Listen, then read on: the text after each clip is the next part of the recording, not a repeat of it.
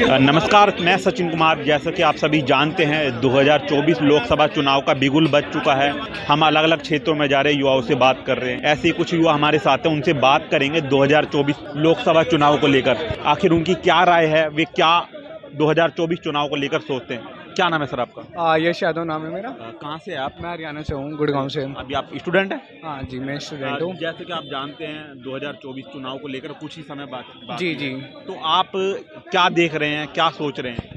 मेरे ख्याल से अगर जैसे कि अभी देख सकते हैं हम कि जो मोदी गवर्नमेंट है उसका काफ़ी वो है, जैसे कि इन्होंने लास्ट टाइम पे मंदिर, इनके 3 एम पे काम चल रहा है, मंदिर, मंडल और दूसरा है मार्केट। ये 3 चीज़ों पे काम कर रही है। जैसे मंदिर का इनको लास्ट में इनोग्रेशन करा दिया, मार्केट इंटरनेशनल एक्सपोर्ट इंपोर्ट और एफडीआई आप देख सकते हैं वो कि डिफेंस में भी इन्होंने एकदम से क्या आपको लगता है ये मुद्दों को लेकर जो बीजेपी युवाओं के यानी कि क्षेत्रों में जाएगी तो इसके आधार पे लोग बाग दोबारा से एक बार बीजेपी को वोट? देखो मेरे ख्याल से ना, अगर ऐसा हुआ, मैं किसी को इलेक्शन में अगर वोट देने के लिए देखता हूँ, मैं 3 चीज़ें सिर्फ मांगता हूँ। पहला है अनएम्प्लॉयमेंट के लिए, अनएम्प्लॉयमेंट खत्म होनी चाहिए। उससे ज़्यादा इंपॉर्टेंट एजुकेशन, तीसरे स्किल एम्पावरमेंट और हेल्थ। ये चीज़ें कुछ ऐसी है ना जो कि हमारी रिक्वायरमेंट है। अगर कोई सरकार हमें ये चीज़ देती है तो हम ऑफ कोर्स उससे वोट करेंगे। और ये इनमें मेरे ख्याल से ना स्किल डेवलपमेंट की बात करें तो ऐसे कुछ खास काम करा नहीं है मोदी गवर्नमेंट ने। और दूसरी चीज़, ये तानाशाही गवर्नमेंट हो गई है डेमोक्रेसी के नाम पे।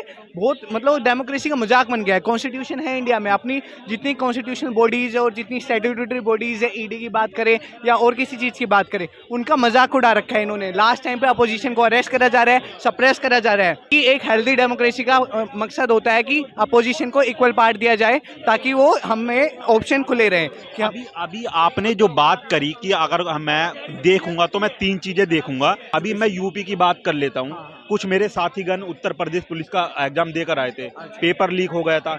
AROA का एग्जाम हुआ था। कल ही यूपी पुलिस ने वहां पर लखनऊ के अंदर जो युवा है वे धरना प्रदर्शन कर रहे थे, मांग कर रहे थे, उन पर डंडा बजा था।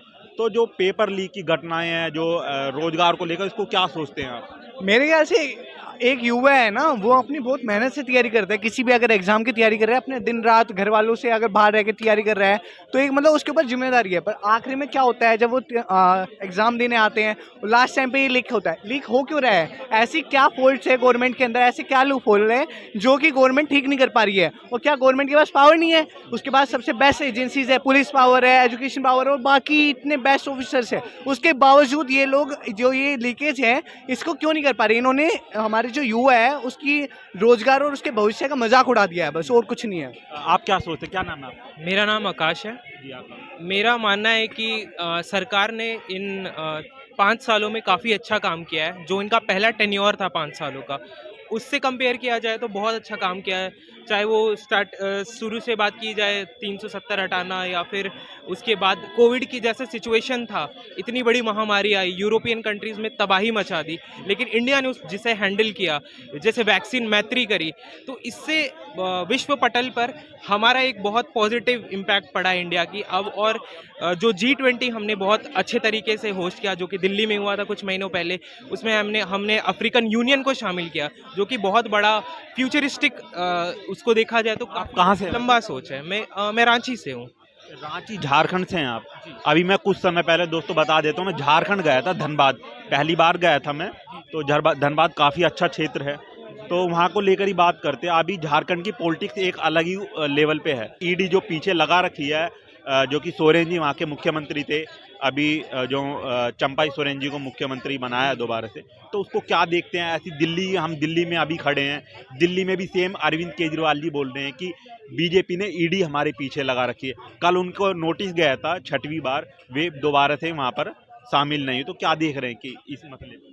सर, मेरा मानना है कि आप ईडी को उनके पीछे लगाओ जिनके खिलाफ आपको सबूतें मिल रही हैं। कुछ गलत नहीं है, अगर किसी ने करप्शन किया है तो बिल्कुल आपको उसको पकड़ना चाहिए, लेकिन कई जगह देखा गया है कि ईडी का गलत इस्तेमाल हो रहा है।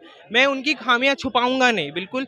और मैं क्योंकि झारखंड से आता हूं, बहुत सारी जगह सिद्ध हुआ है कि हेमंत सोरेन उस चीज़ में, उस लैंड घोटाले में शामिल थे, तो उनको जिस तरीके से उनके पीछे ईडी गई और जो भी हुआ उसके बाद उन्होंने रिज़ाइन किया, तो वो अपनी जगह वो अपनी ईडी काम कर रही है, हमें उसमें दखल देना नहीं चाहिए। लेकिन मुझे दिक्कत इस बात से है कि जब ईडी के अफसरों का तबादला किया जाता है, जब उन्हें हटाया जाता है क्योंकि वो कोई बीजेपी के मंत्री का घोटाला बाहर लाने करते हैं, तो दिक्कत इस बात से है कि जब बीजेपी के पीछे ईडी जाए तो उस अधिकारियों का तबादला हो जाए, उनके घर पर रेड हो जाए, और जब अपोजिशन पार्टी पे हो और चाहे वो सही है गलत है, उसके पीछे ईडी और सीबीआई का यूज। बस मेरे को इस चीज़ पे ना एक चीज़ कहनी है, अगर गवर्नमेंट को, जैसे कि इन्होंने बोला कि अगर कोई गलत है उसके ऊपर फैसला हो, पर ये सारी गलतियां जो जितने भी क्राइम्स है, करप्शन केसेस है, वो एक तो पहली बात इलेक्शन के टाइम पे क्यों खुल रहे हैं, दूसरी चीज़ ये सारे अपोजिशन पार्टीज़ के और अपोजिशन स्टेट में ही क्यों हो रहा है। ये मतलब इनकी जो इनकी इंटरनल पॉलिटिक्स है, इंटरनल पॉलिटिशियंस है बीजेपी के अंदर, जो पहले से एमपीज एमएलएज हैं, क्या वो बिल्कुल दूध में धुले हुए हैं? क्या उनके ऊपर एक भी केसेस नहीं है? अगर हम देखें तो अधिकतर बीजेपी के एमपीज जो है उनके ऊपर हीनियस क्राइम्स के केसेस चल रहे हैं, उस पर कोई एक्शन नहीं हुआ। दूसरी चीज़, अगर इंडिया को विश्व गुरु बनना है तो उसके लिए हेल्दी डेमोक्रेसी का होना बहुत ज़रूरी है, और हेल्दी डेमोक्रेसी में अपोजिशन का होना उससे ज़्यादा इम्पोर्टेंट है। अभी जो आप हेल्दी डेमोक्रेसी की बात कर रहे हैं, स्वतंत्र हमारा भारत देश है, तो उसी को लेकर एक छोटा सा मेरा क्वेश्चन ये है। अभी अखिलेश यादव जी हैं, इंडिया ब्लॉक की बात कर रहा हूँ, तो खड़गे जी हैं, वे बोल रहे थे कि ये बीजेपी लोकतंत्र को ख़त्म करना चाहती है, ख़त्म कर चुकी है, दल बदल आप दूसरे एमपी को खरीदना। तो बिल्कुल उसी को लेकर मैं बात करना चाहूँगा। जैसे अभी इंडिया ब्लॉक हुआ था, उसके बाद नीतीश कुमार वापस भी एनडीए में आ चुके हैं।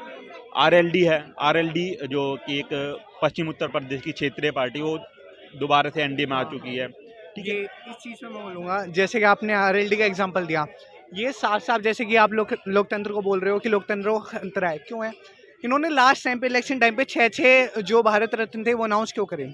दूसरी चीज़, आरएलडी क्यों आई है? उनके जो मुख्य है जयंत जी, उन्होंने खुल के बोला है कि हम बीजेपी को ज्वाइन इसलिए करेंगे कमिंग इलेक्शंस में क्योंकि उन्होंने चरण सिंह जी को भारत रत्न दिया। ऐसा लास्ट टाइम पे क्या हो गया इनको जो पिछले 5-6 साल से इनको भारत रत्न की याद नहीं आई? एक छोटा सा क्वेश्चन ये है, अगर आप स्टूडेंट हैं तो पढ़ते होंगे, आप एक साल में कम से कम 3 भारत रत्न को दे सकते हैं, लेकिन इस बार 6 भारत रत्न देना। देखो, अगर ये आप बोल रहे हो 3, ये कोई लिमिट नहीं है। 3 क्यों बोला गया है कि जो 1999 था उसमें आखिरी बार 3 सबसे ज़्यादा, आज की हमारी अगर पूरी देखी जाए तो 3 सबसे ज़्यादा भारत रत्न दिए गए थे। उसके बाद पहली बार 2024 ऐसा है कि जिसमें 6 भारत रत्न दिए गए हैं। तो ये ऐसा कुछ लिमिट नहीं है। तो आपको ऐसा नहीं लगता कि इस समय देना एक चुनावी स्टंट भी हो सकता है? बिल्कुल है, क्यों नहीं है। और दूसरी चीज़, लोकतंत्र को खतरा क्यों है? एक बात बताओ, जब सुप्रीम कोर्ट का ऑर्डर आता है दिल्ली गवर्नमेंट को लेके कि जो यहाँ के सिविल सर्वेंट्स है वो दिल्ली गवर्नमेंट के अंडर आएंगे, तो इनको क्या ऐसी जरूरत पड़ेगी कि 1 हफ्ते के अंदर ऑर्डिनेंस लाना पड़ेगा? ऐसी क्या मतलब ऑर्डिनेंस का गलत इस्तेमाल करा जा रहा है? क्या ये इंतजार नहीं कर सकते बजट सेशन का? बजट या फिर ये हमारा जो विंटर सेशन हुआ था उसका इंतजार नहीं करा जा सकता इनको? उसका इंतजार करते और उसमें बजट ये ऑर्डिनेंस लाते। ऑर्डिनेंस लाने की जरूरत क्यों थी? पहली बात तो बस यही कहना चाहूँगा कि लोकतंत्र को हेल्दी डेमोक्रेसी के लिए हेल्दी अपोजिशन का होना बहुत ज़रूरी है। आप क्या देख रहे हैं 2024 लोकसभा चुनाव को लेकर, आपकी क्या राय है? सर, मेरी राय है कि मैं जिन मुद्दों पे जो आम लोगों के मुद्दे हैं, मैं उन पे वोट करूँगा। मैं इंफ्रास्ट्रक्चर पे वोट करूँगा, मैं एम्प्लॉयमेंट पे वोट करूँगा, और मैं ये भी देखूँगा कि बाकी जो टेन्योर रहा है, जो इनके पोर्टफोलियो में था कि ये जो इन्होंने वादे करे थे 2019 में इलेक्शन में आने के पहले, उन्होंने कितने मुद्दों पे काम किया एक्चुअली। अगर मुझे लगेगा कि उन्होंने सही में काम किया है तो मैं वोट दूंगा, नहीं तो मैं अपना दूसरी पार्टियों को देखूंगा। क्या आपको लगता है इस बार विपक्ष में कोई मजबूत चेहरा है जो कि नरेंद्र मोदी जी के अगेंस्ट सामने रहेगा? नहीं, मुझे अभी तो नहीं लगता कि अभी इस फिलहाल कोई विपक्ष में है। मेरे ख्याल से इस चीज़ में मैं एक चीज़ बोलना चाहूँगा, रीजनल पार्टीज ही अभी बीजेपी को टक्कर दे सकती है। तो मेरे ख्याल से रीजनल पार्टीज का, और जैसे इंडिया ब्लॉक बना था उसमें एकता का तो टूट नजर आ रही, क्योंकि वहाँ से बंगाल से ममता बनर्जी भी अलग हो गई है, इधर नीतीश कुमार जी थे।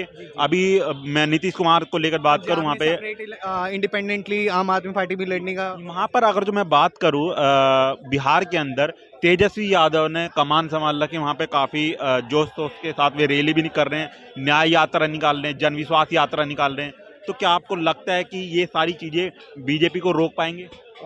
देखो मेरे को ना दो चीज़ जो सबसे ज़्यादा इंपॉर्टेंट लगती है ना कि पॉलिटिक्स में जो कि थोड़ा नहीं आना चाहिए, एक तो रिलीजन, दूसरा कास्ट, जो कि दोनों ही इंडिया की पॉलिटिक्स में सबसे ज़्यादा प्रोमिनेंट है। रिलीजन राम मंदिर को आप देख सकते हो बहुत, दूसरा कास्ट सेंसस, मतलब अभी एकदम से इनको मतलब क्या ज़रूरत पड़ रही है कास्ट सेंसस कराओ, कास्ट सेंसस कराओ।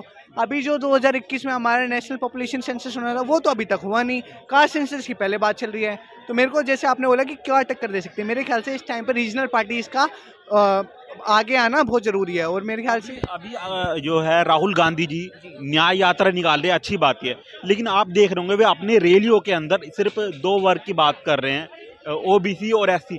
क्या आपको लगता है कि इस तरीके से जाति के अंदर भेदभाव होगा? जी बिल्कुल लगता है मेरे को, और मेरे को भी ऐसा लगता है जैसे मैंने अभी बोला ना आपको कि पॉलिटिक्स में दो चीज़ बिल्कुल नहीं होनी चाहिए, रिलीजन और कास्ट, अब वही सबसे ज़्यादा डोमिनेट कर रही है।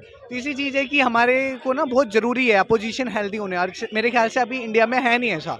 तो मेरे ख्याल से पहले तो खुद को उनको देखना चाहिए, अपोजिशन जो है उनको क्रिटिसाइज़ करूँगा, खासकर अपोजिशन को, खासकर अगर आपको आगे आना है तो जैसे इंडिया ब्लॉक बना था, इंडिया ब्लॉक के अंदर पहली बात तो वो नहीं है, एकता नहीं है। दूसरी चीज़ उनका कोई गोल नहीं है, अगर पार्टी वो लड़ क्यों रहे हैं, सिर्फ बीजेपी को हराना मकसद नहीं है, मकसद देश को आगे ले जाना है। किसी की ये एजेंडा है नहीं कि देश को आगे लेके जाएंगे। क्या एजेंडा हो गया कि बीजेपी को हराएंगे, क्या कर लूँगे तुम बीजेपी को हरा के?